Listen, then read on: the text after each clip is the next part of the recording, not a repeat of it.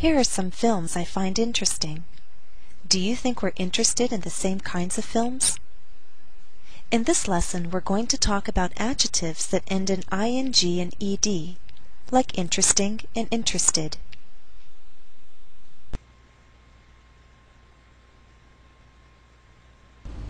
Students sometimes find it difficult to choose between adjectives that end in ing and ed. But if you understand the difference between active and passive, you can easily choose the correct adjective.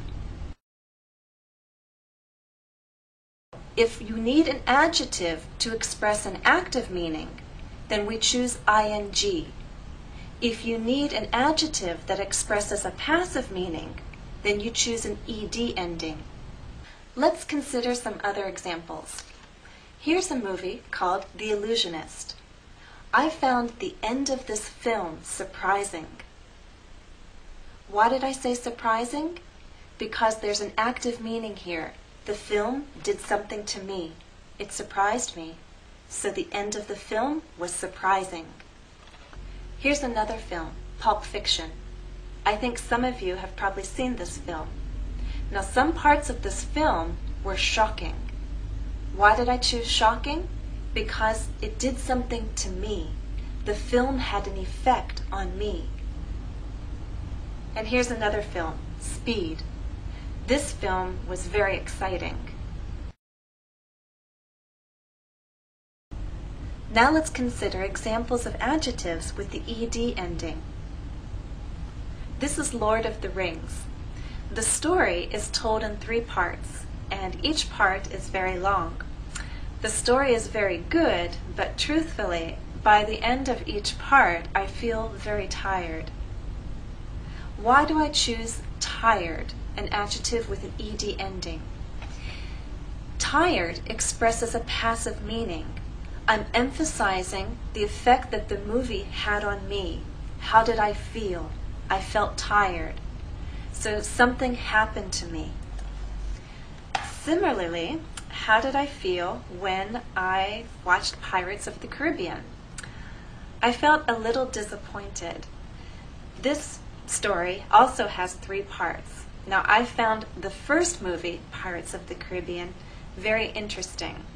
But when I watched the second part, I was disappointed. Disappointed. Again, it's a passive meaning, and I'm emphasizing the effect that the movie had on me. Participles are verb forms. In English, there are present participles and past participles. Present participles end in ing, as in boring, exciting, surprising, disappointing, etc. Past participles end in ed unless they are formed from irregular verbs. Examples: bored, excited, written, forgotten, etc. Participles can have different functions. They are formed from verbs, but they are not always part of the verb in a sentence. Consider these 2 examples.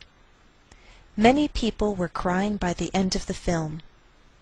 Here, crying is a present participle, and it's part of the verb. Were crying is a verb in the past progressive.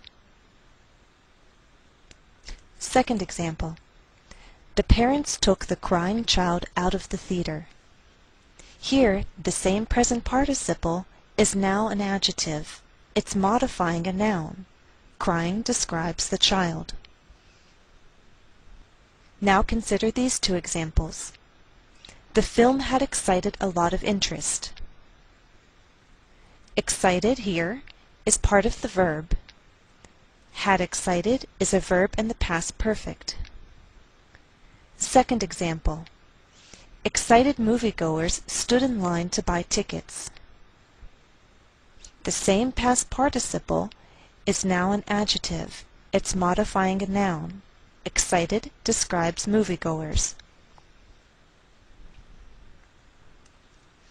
Now these adjectives are called by different names. Participial adjectives or verbal adjectives are 2 common terms. When participles are used as adjectives, they express an active or passive meaning. Let's talk about present participles. An adjective ending in ing expresses an active meaning. It describes someone or something that does an action. Examples: the film is interesting. Johnny Depp is one of the most exciting actors. Some horror films are truly terrifying. The adjectives in these three examples have an active meaning. Someone or something is performing an action. In the first example, the film interests people. The film is interesting. In the second example, Johnny Depp excites people, so we call him an exciting actor. In the third example, horror films terrify people, so we can say they are terrifying. So adjectives that end in ing commonly describe a person or thing that can have an effect on others. This person or thing creates emotions, feelings in others. But that's not always the case. Consider these next two examples. The aging actor still had many fans. The increasing sales pleased the producers of the film. Here we still have adjectives that have an active meaning because someone or something is performing an action, but we're not talking about an effect on others. We're not talking about creating feelings or emotions in others. The person or thing is performing an action, but it's more about an ongoing action, meaning the action continues over a period of time. The actor is getting older, so we can call him an aging actor. The sales are getting bigger, so we can describe the sales as increasing sales. Now let's talk about past participles. An adjective ending in ed expresses a passive meaning. It can describe someone or something that receives an action. It often describes a feeling or condition. Examples: I lost my friends in the crowded movie theater. Here, the adjective crowded is describing movie theater. It's describing the condition of the theater, and it has that passive meaning. The movie theater is not doing anything, it's not performing an action. In fact, people are coming into it, so you could say it's receiving an action. Something is being done to the theater. And in the second example, subtitles are a written translation of the dialogue. Translation is being described, and translation is not performing any action. Something happened to the translation. Somebody wrote it. Somebody made it. So we can describe it as a written translation.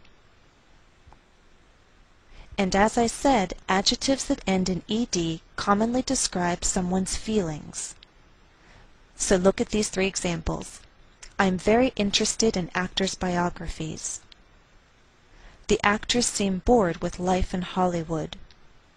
The director felt satisfied with his work. Here's a note on word order. Participial adjectives can be used like other adjectives.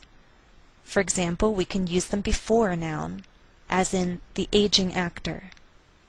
We can also use them after a linking verb. For example, the actors seemed bored. Participial adjectives can be used with adverbs of degree or comparison. Example: I'm very interested in actors' biographies. Very is an adverb of degree. Next example, Johnny Depp is one of the most exciting actors. So we can say more exciting, most exciting. When I say adverb of comparison, I mean comparative and superlative forms. Participial adjectives can also be followed by prepositional phrases. For example, the actors seem bored with life in Hollywood.